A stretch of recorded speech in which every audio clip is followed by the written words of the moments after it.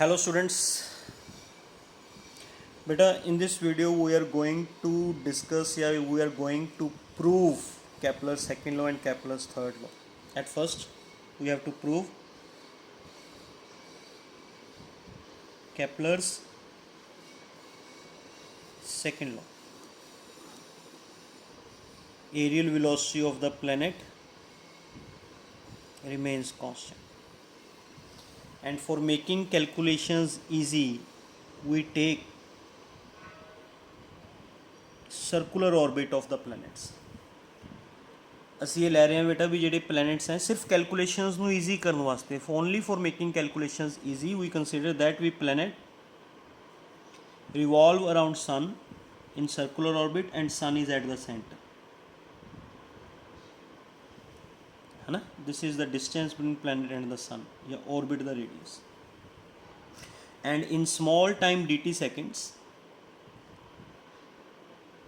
in small time dt seconds planet p तो q तक move कर गया, subtends small angle d theta,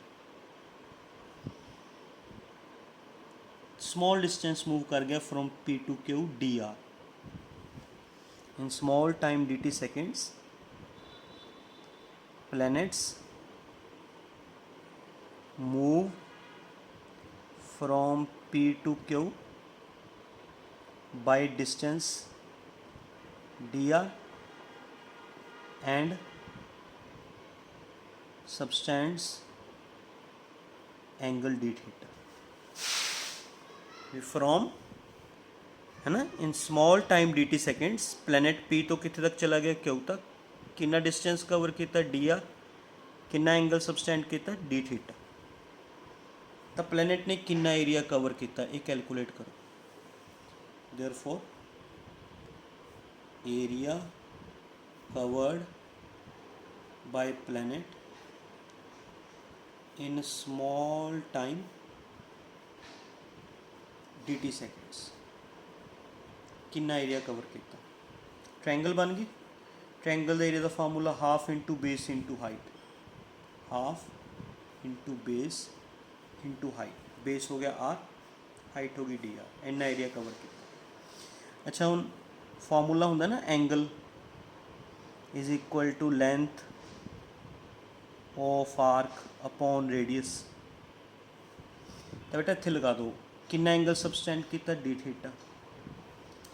ये बन गई आर्क, कितनी आर्क की लेंथ है डी आर, सर्कल का रेडियस कितना हो गया आर, तो डी आर हो गया आर डी थीटा. इत्थे पुट कर दो.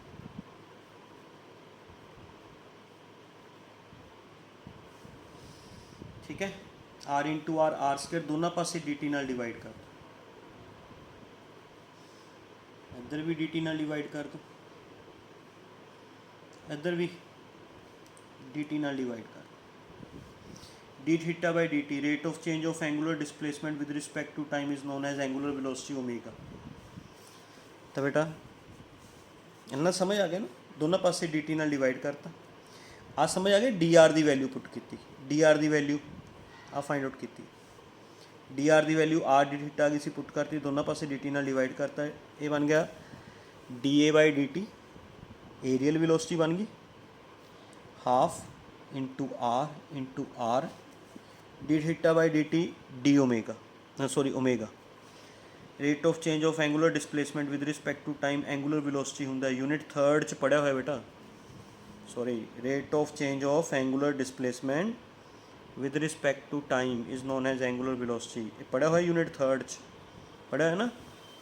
तो D theta by D T की जगह ओमेगा, ओमेगा पुट कर दो. ठीक है बेटा.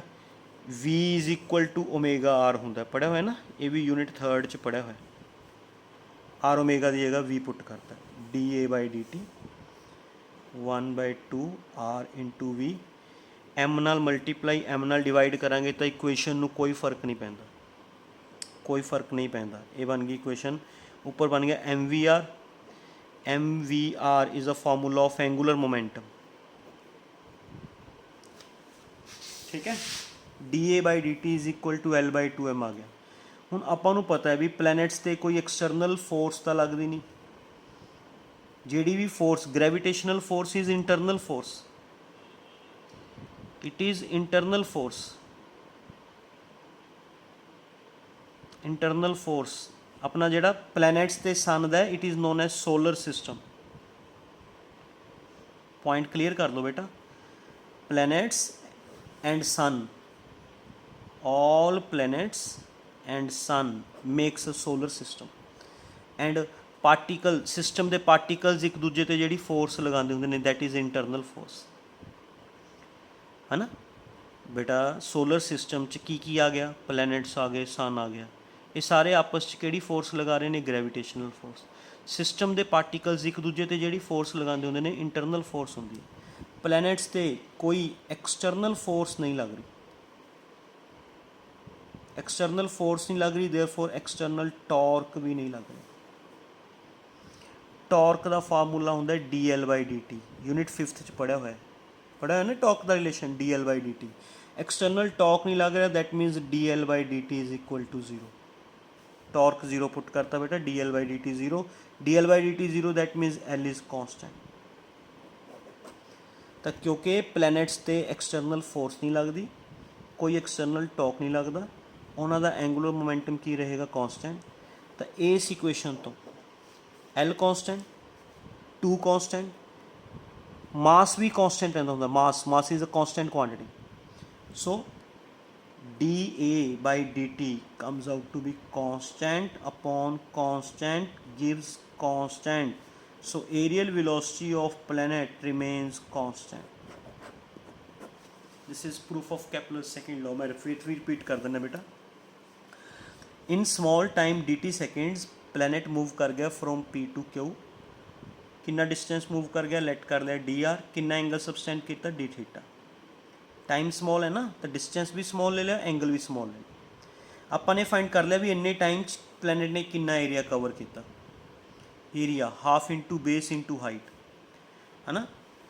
dr ਨੂੰ ਕਨਵਰਟ ਕੀਤਾ, ਕਿਵੇਂ ਕਨਵਰਟ ਕੀਤਾ, ਫਾਰਮੂਲਾ ਲਗਾ ਕੇ, angle is equal to length of arc upon radius of circle ਵਾਲੇ ਫਾਰਮੂਲੇ ਤੋਂ dr ਦੀ ਵੈਲਿਊ ਫਾਈਂਡ ਆਊਟ ਕਰ ਪੁੱਟ ਕੀਤੀ, ਦੋਨਾਂ ਪਾਸੇ dt ਨਾਲ ਡਿਵਾਈਡ ਕੀਤਾ।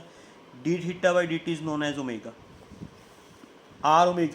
r ਓਮੇਗਾ ਨੂੰ ਕੀ ਪੁੱਟ ਕੀਤਾ, v, m ਨਾਲ ਮਲਟੀਪਲਾਈ, m ਨਾਲ ਡਿਵਾਈਡ ਕੀਤਾ, mvr is known as angular momentum. ਇਹ ਆਪਾਂ ਨੇ ਜਿਓਮੈਟਰੀਕਲ ਮੀਨਿੰਗ ਕੀਤਾ ਹੋਇਆ ਐਂਗੂਲਰ ਮੋਮੈਂਟਮ ਦਾ, geometrical meaning of angular momentum. जे तुसी आ सारे स्टैप्स छड्डने ने तो सिर्फ आ लिख सकते हो, from the geometrical meaning of angular momentum areal velocity is equal to L/2m होंदा है। ये तुसी यूनिट 5th च पढ़िया हो बेटा, यूनिट 5th तो तुसी ये डायरैक्ट भी पिक कर सकते हो भी कोई भी बॉडी अगर सर्कुलर पाथ च रिवॉल्व कर रही होवे उसकी areal velocity is equal to L/2m होंदी है। ये जोमैट्रिकल मीनिंग च किया होया, ओके। तो क्योंकि प्लैनेट्स ते कोई एक्सटर्नल फोर्स नहीं लगती, अगर किसी को वहम है जी प्लैनेट्स ते ग्रैविटेशनल फोर्स लगती है, तो gravitational force is internal force जो सन लगाता है प्लैनेट्स ते। सन एंड प्लैनेट सोलर सिस्टम के पार्टिकल्स ने, सोलर सिस्टम के पार्टिकल्स ने सन एंड प्लैनेट्स, एंड पार्टिकल्स एक दूजे तो जो फोर्स लगाते होंगे वो इंटरनल फोर्स होंगी है। बाहरों प्लैनेट्स ते कोई फोर्स नहीं लगती, फोर्स नहीं लगती तो उन्होंने कोई टॉक नहीं लगता, टॉक नहीं लगता तो उन्होंने एंगुलर मोमेंटम की रहेगा, कॉन्स्टेंट। एल कॉन्स्टेंट है, 2 कॉन्स्टेंट है, मास ऑलरेडी कॉन्स्टेंट होंगे, constant upon constant gives another constant, areal velocity comes out to be constant. एवं बेटा Kepler's the second law prove किया, ठीक है। This is Kepler's second law. Now we are going to prove Kepler's third law. Kepler's third law prove कर बेटा।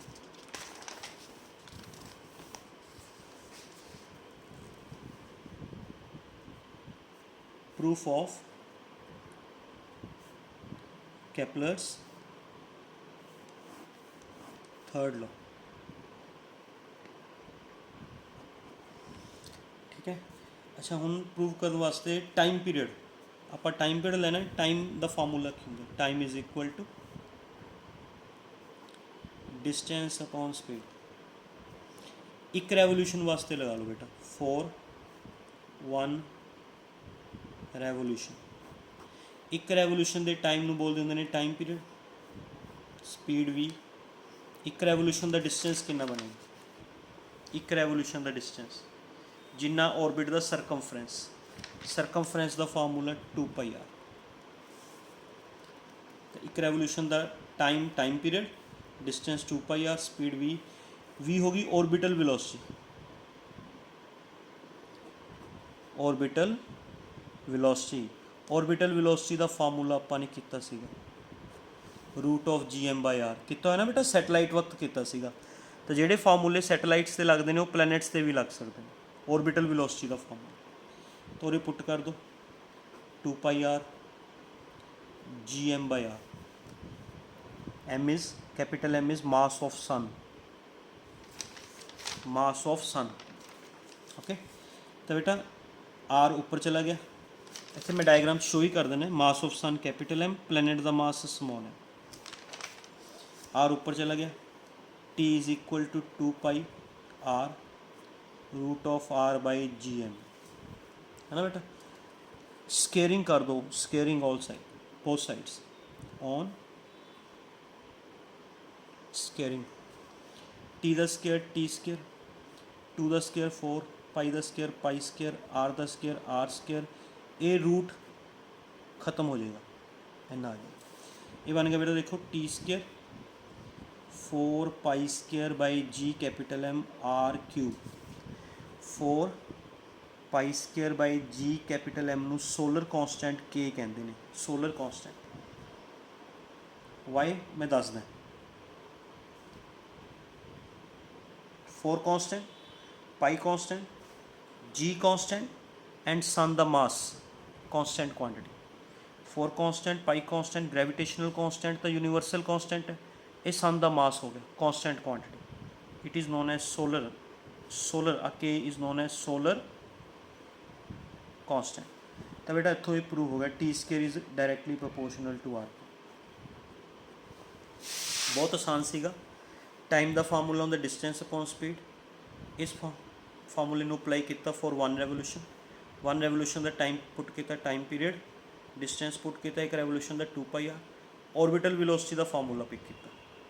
ठीक है, arrange करके लिखा, स्केयरिंग किया, रिजल्ट आ गया। This is proof of कैपलर second law. ठीक है बेटा, कैपलर सेकेंड लॉ प्रूफ हो गया। हुण मैं थोनों इसे वीडियो के एक होर चीज़ प्रूव करवा रहे, दैट इज़ डिडक्शन ऑफ। आसान है ना, दैट्स वाई करवा रहे इस वीडियो च, नहीं तो मैं अलग वीडियो बना देंगे। Deduction of Newton's law of gravitation from Kepler's third law. कहते कैपलर्स थर्ड लॉ तो स्टार्ट करके Newton's law of gravitation, Kepler's third law तो स्टार्ट करके Newton's law of gravitation prove करो। समझ गए? Starting from Kepler's third law, proof Newton's law of gravitation. अच्छा, हुण आपां नूं ये पता है भी all the planets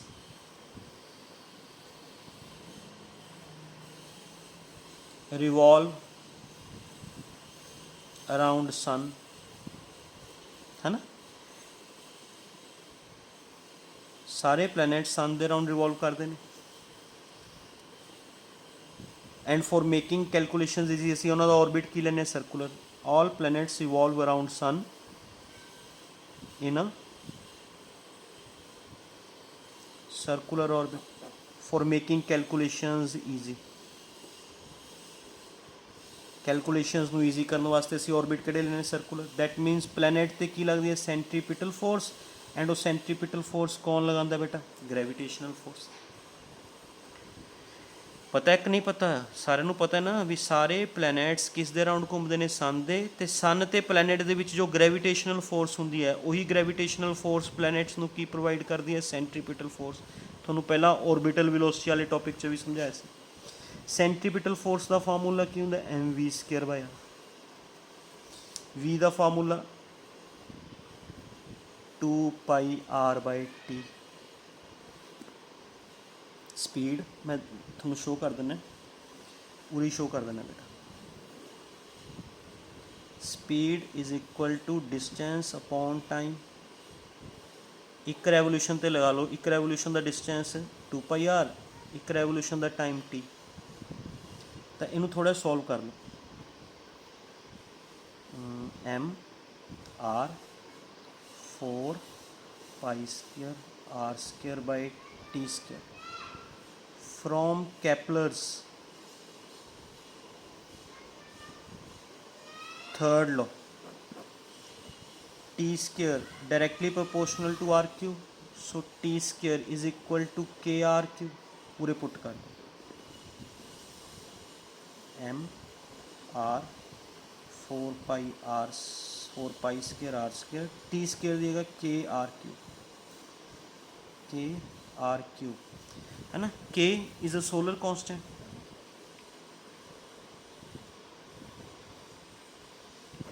solar constant है के। आ देखो उधरली साइड आ फार्मूला सीगा के दा, जी कैपिटल है। पूरे पुट कर दो, कटिंग होंगी है अगले स्टैप कटिंग कर देंगे। m by R 4 pi square R square के दी value 4 pi square by G capital M R cube. हम देखो 4 पाई स्केयर नाल 4 pi square cancel, R square नाल आर क्यूब कैंसिल होकर कार बच गया, जी एम ऊपर चला जाएगा। Gravitational force G capital M small M by are.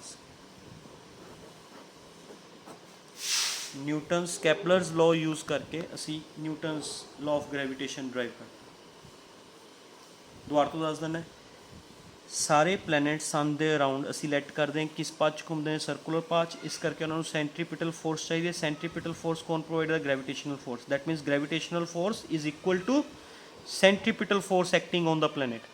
Centripetal force का formula M V square by R होंगे। वी की वैल्यू पुट की 2 pi R by T, solve किया।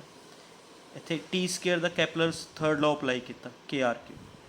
के is solar constant, value put की सोलर कॉन्स्टेंट की, gravitational law drive हो गया बेटा। So this is Newton's law of gravitation. Clear? Hope you understand very well. Thank you very much.